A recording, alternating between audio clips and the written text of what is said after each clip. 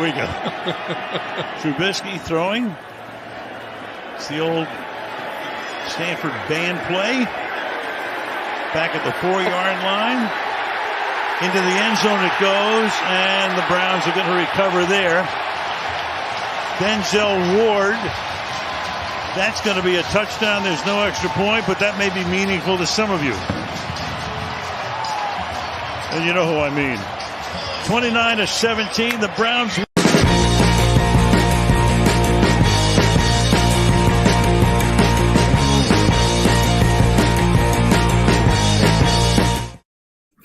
Yeah, in terms of who it was meaningful for, it was definitely meaningful for us at 4 o'clock in the morning, celebrating a Cleveland Browns victory in week 3. We can take the weekend off knowing that we have gone 2-1. Owain is joining me, probably just as tired as I am, as I know that he stayed up throughout. Owain, how are you feeling, mate? Are those a few bags under the eyes? Yeah, my eyes are stinging. Glad that we won, because obviously you feel much better after a win. And like you said, I don't think there's a better feeling as a fan in the NFL than if your team's won on a Thursday night ahead of the games on Sunday. So we can put our feet up, relax, and enjoy the football come Sunday evening. Yeah. Exactly, and I think it was a fantastic tonic as well, considering as to just how we lost on Sunday, to be able to rebound quickly and be able to refocus. But for those of you who have lived under a rock for the past 12 hours, probably by this point, Cleveland Browns won 29-17 over the Pittsburgh Steelers, with that final touchdown coming as time expired. Denzel Ward jumping on a fumble recovery for what was the only takeaway of which the defense ended up having all game, but we'll take all of them, especially if it means points. Just a quick podcast today. It's not going to be a massive hour-long one like our Monday ones. That one will be as normal on Monday, just that with Thursday night football, it didn't seem exactly practical to let the entire weekend go by. We'd much rather bask in this moment. Steelers victories don't come often enough, so just bask in the moment now and analyze everything while it's still fresh. So, Owain, let's start off with the offense, shall we? Once again, I think that the word to describe it was efficiency, wouldn't you say? Yeah, I think throughout the last 2 games, what you could say about the offense is that it's been pleasantly surprising. I don't think that any of us doing the season previews on any single Browns podcast would have had the Browns offense probably being the catalyst to the win last night, and would have been win on Sunday if apart from that catastrophic collapse at the end. But yeah, it's quite good to watch, actually. It's like you say, it's efficient. It needs 3-5 yard passes to get a first down, rather than, well, it would be 3-4 yard passes, but yeah. I knew what you meant. Yeah, free before the marker passes. Yeah. It's just those short yardage gains. And what I was impressed about last night, obviously we spoke. My key to the game was to keep the ball away from Minka, and Minka was nowhere to be seen at all last night, apart from when Nick Chubb was running him over. So I was really impressed with the Browns offense last night. I think Brissett to Amari Cooper is a joy to watch at the minute. I think watching Amari Cooper just shows, what a real elite wide receiver can do for an offense. He's just wide open the majority of the time, and it's giving Brissett some layups, which to be fair to him, he's hitting pretty much every single time. So yeah, Brissett got to give him massive respect for what he's been able to do over the last 2 games, because frankly, I didn't see any path sort of for him to be successful, and I thought it was going to be our defense holding us up. But to be honest, it's quite the opposite at the minute. It's quite refreshing to see as well. Yeah, I'd say that as well, especially in the fact that it's refreshing, because for the last several years, really, we've said, okay, the defense is giving you the keys. All we've got to do is just knock the door down. I wouldn't say that we're quite at knock the door down territory just yet, but we are definitely at a point where on any single drive, I feel comfortable enough that we would be able to drive down the field in order to get points at the very least. I look at the drives of which scored us points last night, and just to go through them in turn. So 60-yard touchdown, 79-yard touchdown, 80-yard field goal, 80-yard touchdown. That says a lot. The fact that we can build sustained drives and also controlling the clock as well. For 36 minutes we had the ball, 36 minutes and 9 seconds. If you're controlling the clock and you're getting first downs, that's the important thing there. And to your point on Minkah Fitzpatrick, his stat line was 2 tackles and 2 assists. That's how you keep the star defensive back out the game. I think that he was thrown towards maybe once. I think the other tackle and the assists are just he was in the general area after, or it was a Chubb run. But like you say, Chubb had him well under lock and key. Some stats on our offense then before we continue. Brissett, 21 for 31, 220 yards and 2 touchdowns. All of a sudden, my Watson prediction that Watson will end up getting more than Brissett starting to look a little under threat. We've seen a couple of 200-plus games now. Cooper, 7 receptions for 101 yards and a touchdown. Another monster game for Cooper. And again, another player having a breakout game of dependency for Brissett, of which is David Njoku. 9 receptions for 89 yards and a touchdown. And his touchdown was actually incredibly impressive, the way that which he had to go up and get it and still fall in bounds. That was great. One thing which I would say, though, about the passing game, and this will probably change when Brissett comes off and Watson comes back on, or hopefully actually it's just part of his general progression during the next couple of months, of which is that he's very effective at throwing within 2.5 seconds. They put that as a stat last night at the end of the third quarter, 12 out of 15 before the end of the third quarter thrown under 2.5 seconds were completed, but he doesn't move off his read very well. There were quite a few times last night, and I know that you raised it as well, where especially on third down situations, he'll lock in on a receiver and he won't see the obvious one in front of his face. You look at, for example, Bell, who was available over the middle in the third quarter, I think it was, which would have been an easy completion. Instead, he went to Cooper, who was double covered. Almost got there, but it was a tight window. But in any case, regardless of that, the game management of it all has been impressive. Moving away from the pass, though, what did you think of the run game? I thought it started out slow, but in the end, the numbers speak for themselves. Yeah, I think it's what we've become accustomed to when our pass game, we're not expecting much from our pass game. So what I mean by that is last season when Baker was struggling, we were relying on the run game so often that teams would stack the box and it would become hard for us to run at the start. And then if for whatever reason our pass game started to open up a little bit, then it would become easier later on. And I think we've seen that in the first 3 games, really, that the run game has been hard to come by at the start because teams are expecting us just to pound the rock all game.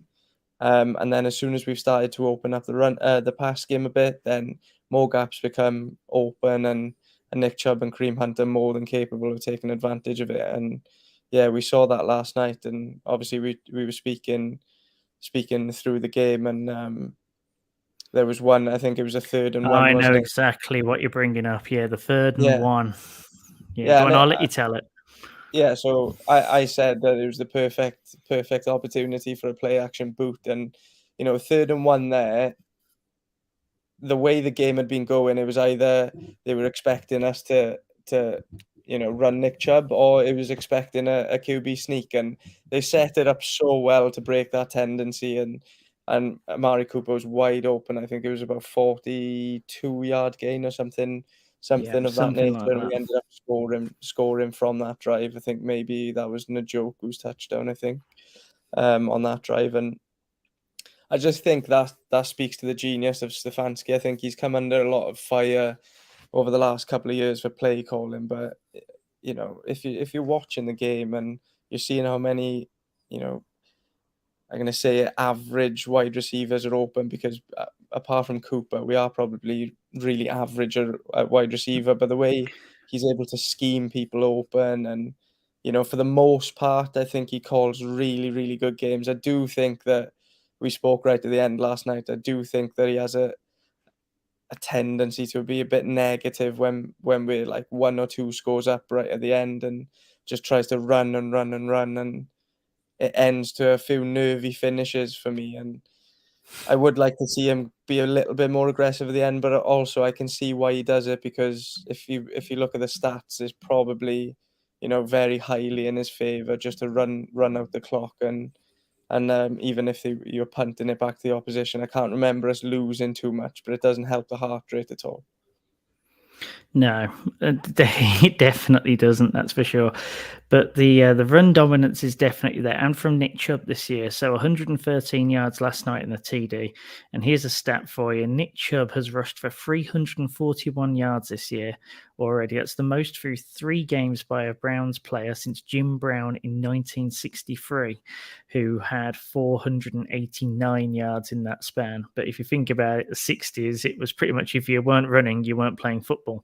So, to be able to put yourself in that conversation is good going indeed. And it does show just how much we are, even though it didn't look it last night. I think that in the end, the passes and runs were about equal in terms of usage until the end, where we did start to lean a little bit more, as you've alluded to. But to be able to leverage yourself for that amount of yards is impressive indeed. I'd love to see him get the Russian title this year. I think he's been so close a couple of times, and it's taken mammoth seasons from Derrick Henry to stop him. And it doesn't look like that's going to happen this year. So if you're looking at it, you're probably expecting Nick Chubb to be the favourite for the Russian crown this year. And it'd be awesome for Browns fans to see him do it, I think, this year, wouldn't it? It would. Put it this way: if you put that in your beer prediction pod a few weeks ago, I would not have taken you up on it, because I think that he might actually do it this year, and he's definitely on course to do that. Right, let's move to the defensive side of the ball. A bit of a Jekyll and Hyde more than anything else on that side, I'd say. Pittsburgh found it difficult at the start. Then once they got into it, much like how we got into it on an offensive side, they really started to be able to hit some chunk plays. Trubisky was able to hit people seemingly at will for a certain amount of time. He ended up throwing for 207 yards, 20 for 32. And it actually came in the second half, where the defense decided to stand up and be counted with a number of adjustments and moving towards something which we spoke about a lot last week, which is moving towards more of a man coverage than soft zone. Yeah, I think Jekyll and Hyde would be right, but I think last night was probably more of what we expected before the season started. So I think we struggled a little bit against the run at times last night, and it was those long drives that they were, going up tempo and running the ball, and then when they were passing, then similar to what we were doing, because they were running the ball effectively at times, the pass was opening up. I do think they made some good adjustments at halftime. It seemed that way anyway. It seemed like they were stopping for the most part to give those soft zones, and I think that's probably something we've been crying out for as Browns fans for a couple of years now, because our DBs are capable of playing press man coverage and really locking down the opposition wide receivers. Funny enough, I didn't think Denzel had his best game last night. I thought Deontay Johnson did potentially get the better of him for the most part last night, but there were a couple of key plays that Denzel did shut him down. But I think if you're looking at the 3 corners we have, especially with Martin Emerson now, who's started the season really well. I know I picked him out for that goal line touchdown from Wilson the other day, but I didn't really put that on him. It was more I didn't know why he was lined up, in impress man on the goal line in that situation. But Against him. yeah. But he's been really impressive, and he was really impressive last night. He was really unfortunate not to get that interception. I think he had probably a pinky toe out of bounds, but some play, by the way. And even, Yes. if you look at his stats, that he must have given up like 50, 60 yards last night, but most of that was off that one play to George Pickens where, the coverage again really good, and then Pickens comes down with a 1 in a million catch, and that's probably not exaggerating. It probably is about that percentage. So he's been really impressive, and you would just like to see us being consistently more aggressive with the way we play defense and not giving up these soft zones, because I think we can afford to be more aggressive. Yeah, absolutely. Something of which is going to be an issue from next week onwards, though. Well, it already has been an issue when you look at Jadeveon Clowney having gone down. There are likely to be more names added to potentially the IR. Definitely to the out list for the next couple of weeks. It's a good job we've got a long week, but in any case, I don't think that any of the two that went down last night are likely to come back for that game. So to give a rundown of the two main injuries, Anthony Walker Jr. Was diagnosed to have a knee sprain after the game. Now, both he and Jeremiah Owusu-Koramoah will have MRIs either currently or later on today, so we'll have better designations after this pod. A knee sprain likely takes around 8 weeks, if not more, depending upon the severity of the knee sprain. If it even is a knee sprain, obviously these are only primary designations with x-rays at the stadium. Owusu-Koramoah says that it's a groin issue, says that he should be okay, but with groin issues, likely to be a minimum of 3 weeks, more like 6 if it's something particularly bad. So obviously the linebacker set went down pretty much. Well, it happened within a drive, of which definitely did not help us trying to defend that particular drive. We actually did very well defending that drive in the end. A lot of it coming down to Jacob Phillips. Jacob Phillips actually having himself a night despite only playing just less than half a game. 7 tackles, 1 tackle for loss, 1 sack, 1 pass defensed, and 1 QB hit. Does this show that actually the linebacker core turns out to actually have the best depth that our defense has? Well, I think if you look at the way it's set up, it's probably the most consistent room that they have on defense in terms of, you look at the depth chart behind Walker and JOK, and they're really similar actual players to JOK and Walker. So Phillips and Walker are quite comparable in the way they play. And then, Fields was described, coming out of the draft as a sort of JOK light. So in terms of the way they're set up, I think them being similar in the abilities and, well, maybe not abilities, but what they like to do on the field. I think they've done a good job then. It's quite clever the way they've set that up. So hopefully we won't see a huge drop off. Obviously, JOK is a player that's not going to be replaceable, is he? But if they can just hold us steady, and we need the pass rush to help us out really, because last night I think it really showed the lack of pressure that we were getting on Mitch Trubisky. We didn't blitz him much until right at the end, and obviously Phillips got home and got that sack, but didn't blitz him much, and the lack of pressure did cost us at times. And when you're playing off coverage, then he's got all day to just sit there and wait for his man to get open, like we saw last week with the Jets as well. So obviously teams are going to game plan for Clowney and put, double, triple team him and, get the ball out quicker. So we're just going to have to adjust to that, and hopefully we get our guys back healthy as soon as possible. Yeah, and that's one thing as well, which I definitely wanted to raise, in that Myles Garrett literally can't do it all himself. There was a lot of calls on, where was Myles Garrett during this game and towards the end of the Jets game. You've got to realize that our D line is not great outside of Myles Garrett and Jadeveon Clowney. We've said the entire summer that there is nobody on the interior. Guys on the interior are actually going down as well. Tevin Bryan has just been diagnosed with a hamstring injury, so goodness knows as to how long he'll be out for as well. That just adds to it, and that's not even a name. It's not really even a name when it comes to impact players on the Browns defense, and especially on that defensive line. And it just shows as to how comfortable the Steelers were in double, triple teaming Myles Garrett pretty much all night.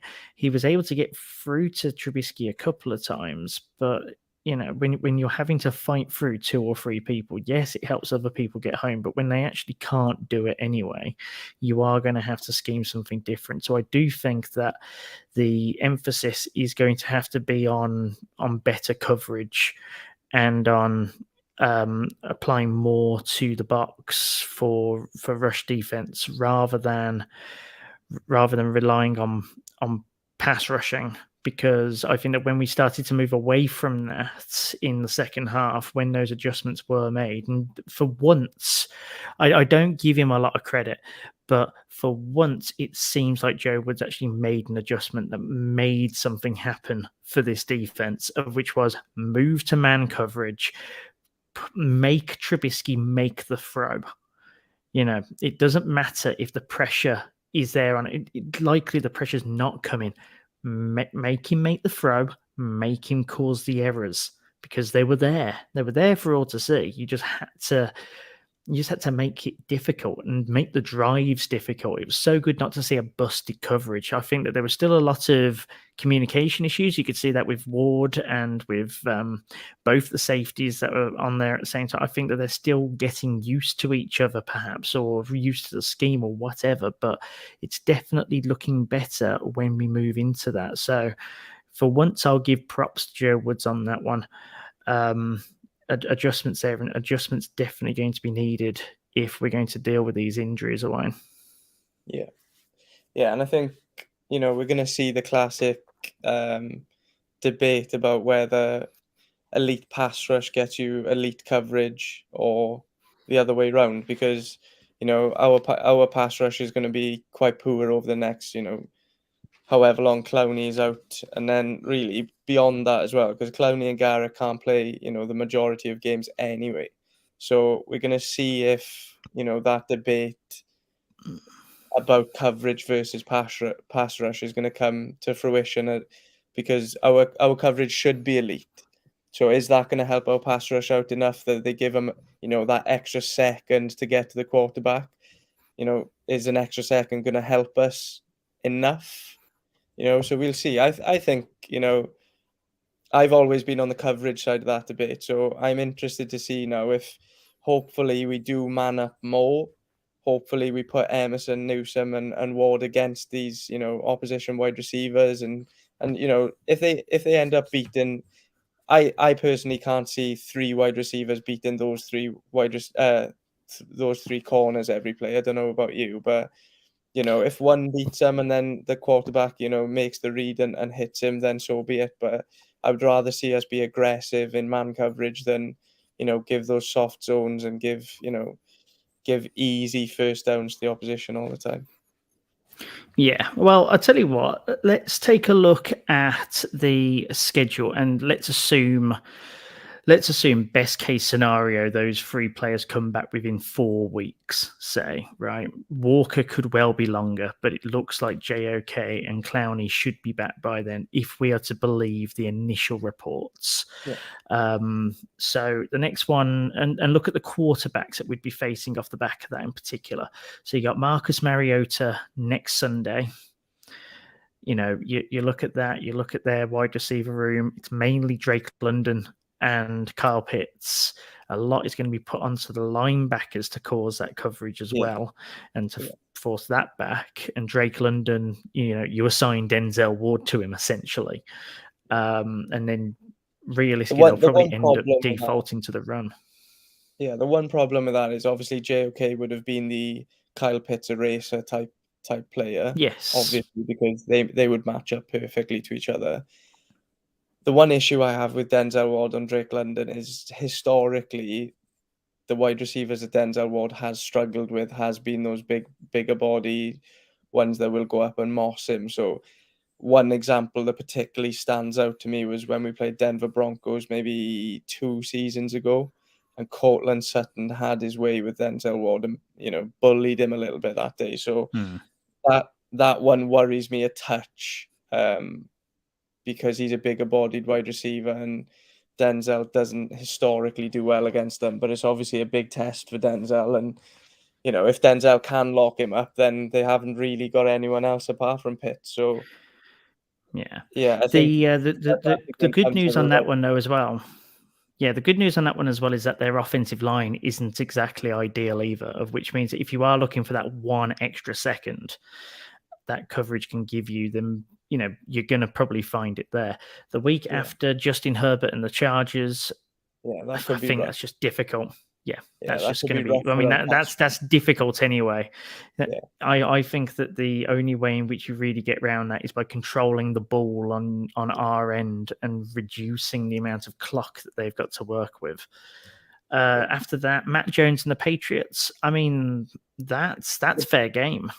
Yeah, the problem with Mac Jones and the Patriots, and the closer we actually get to that game, is the worry I have with it is similar to what happened when we played them last season. Is the matchup there will be they will run Ramondre Stevenson down our throat, and can we stop that? And indications last night was that the defensive line is what we thought it was, and the run defense is not going to be great. So the closer we get to that game, I think the more nervous I'll be that there'll be a repeat of that game at Gillette Stadium where they absolutely battered us just by running on us all the time, and we just didn't have an answer to it. So I'm hoping that they draw something up well in advance of that game, and they can sort of cope well enough with it. Yeah. And then the fourth one after that is the Ravens away, of which don't even need to discuss that one. I mean, coverage wise, you've just got to make sure that they don't take the top off you, and the rest of it will be. See, that's a game that you really hope that JOK is back for. Yeah. Because to me, JOK was brought in to be the Lamar Jackson whisperer.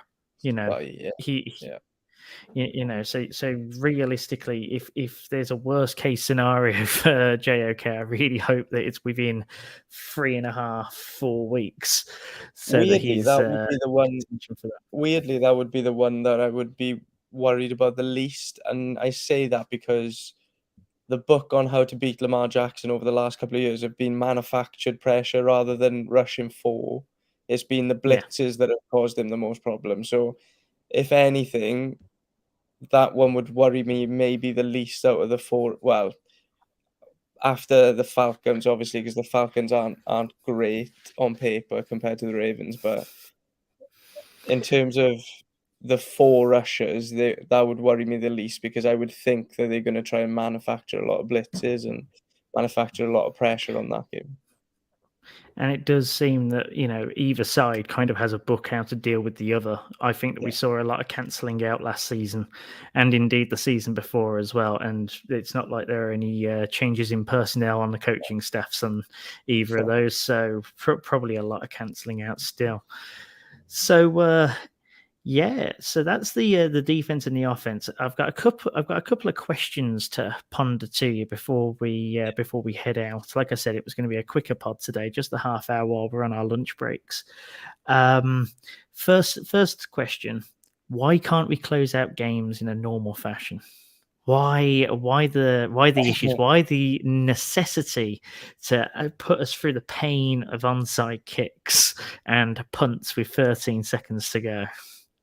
Yeah, I think we sort of covered it earlier. I think it's just a philosophy thing with Stefanski and Joe Woods, because I think Joe Woods' philosophy when it comes to those late stages in games is he's perfectly fine with them picking up, 10, 15, 20-yard chunks as long as they can slow them down a little bit. And that's what he likes to do at the end of games. And then Stefanski likes to take as much time off the clock as he can on offense. And that tends to be a lot of running into absolutely stacked boxes where, we don't get anywhere with it. So I think it's a philosophy thing. But like I said earlier, I would be interested to look at the stats to see how many games we've actually lost late on from winning positions, or if it's just it makes us nervous because we're Browns fans.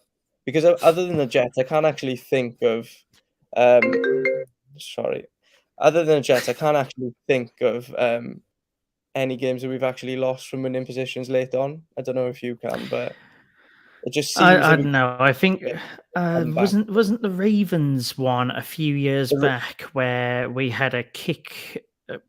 We had a kicker which would have sent us up. I think we were tied with an extra point to go, and then it could even have been Dawson that the kick gets blocked, it gets run in for a touchdown, and the game pretty much ended at that point. I do recall that a few years back.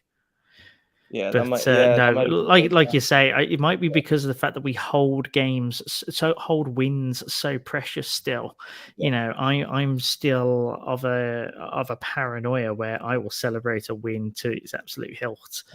So there's definitely that in me there. The next one for you. Micah Parsons, in a tweet last night during the game, said that the Browns were destined to make the playoffs. Now, say that we go 3-1 if we beat the Falcons next week. That is what we said, the magic 3-1 after the first 4 in order to give ourselves a chance. Are you riding that train from what you've currently seen?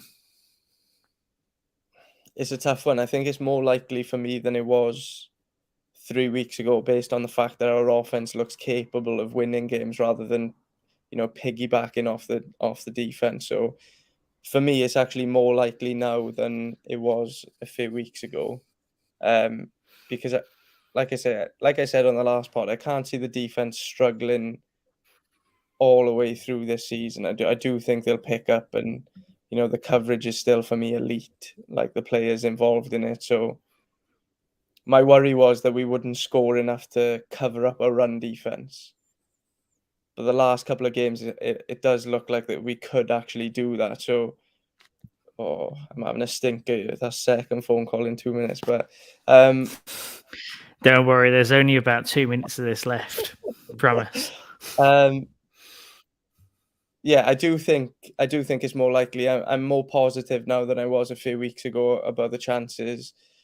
Again, another thing that sticks into my mind as a potential negative is that I don't think Watson comes back and is just what we've seen before from him straight away. I think it will take a few games to get into his stride, and he comes back at a real rough patch of the season in terms of who we play against. So that'll be something to monitor. But look, if we can give him if we can be in with a shout at that point of the season, then I think we'll all take it. Even if we're 500 and have a sniff of the playoffs, then that'll keep us happy, I'm sure.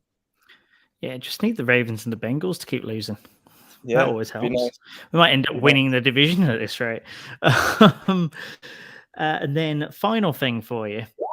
So Anthony Walker Jr.'s injury came with a rather terrible looking. It definitely looks terrible anyway. Action from Okorafor of the Steelers, who, after making a rather full-bodied hit, shall we say, in the first instance, and definitely a little movement towards head, then decides to just flop on top of him, using the full extent of his body. Does that enter the range of dirty Steelers play for you? Now, there's a number of these throughout history anyway. The one of which comes to my mind is Brown's kung fu kick to the head, for example. Does this fall into that same category for you? It kind of does for me. I just didn't understand it. I didn't, still when I see the replay of it, I can't understand what he's hoping to achieve there. other than costing them a penalty. Like, what's gone through his mind to think I'm going to dive on him now while he's already on the floor with his face in the grass, clearly in pain? I have no earthly idea what's gone on his mind. Obviously, I've seen some calls from Browns fans to suspend him after that. Personally, I don't think he will do. I don't think that will happen. I mean, he didn't even get him a flag. No, so yeah, it's like I said, it just looked really odd. I don't know what he was trying to achieve there. Like, Walker wasn't getting back up and having any sort of effect on the play. Even if he hadn't hurt himself, the play was already gone. So yeah, why he decided to bring out a wrestling move in the middle of an NFL game, I don't know. But all power to him. And that's where we'll leave it, folks. So thanks for joining us on this special edition of the Believeland Brits podcast, Owain. Thanks to you for jumping on with me during your lunch break. I'm hoping that you're able to at least get a cup of noodles or something before you go back to work. We will be back on Monday as usual slot 7:30, where we'll be previewing the Falcons game. It'll be a bit of a lighter one, actually, because we won't obviously be talking Steelers. We might even get some Barking Mad back, who knows. Don't forget to follow us at Believeland Brit on Twitter, also the Believeland Brits podcast on Facebook. Go to 14 Yards for all your NFL podcasting needs, because we do quite a lot of those as well, and they're always fun. And until Monday, well, first of all, enjoy the slate of NFL games, considering the fact that we are currently sitting pretty at 2-1. And yeah, see you Monday.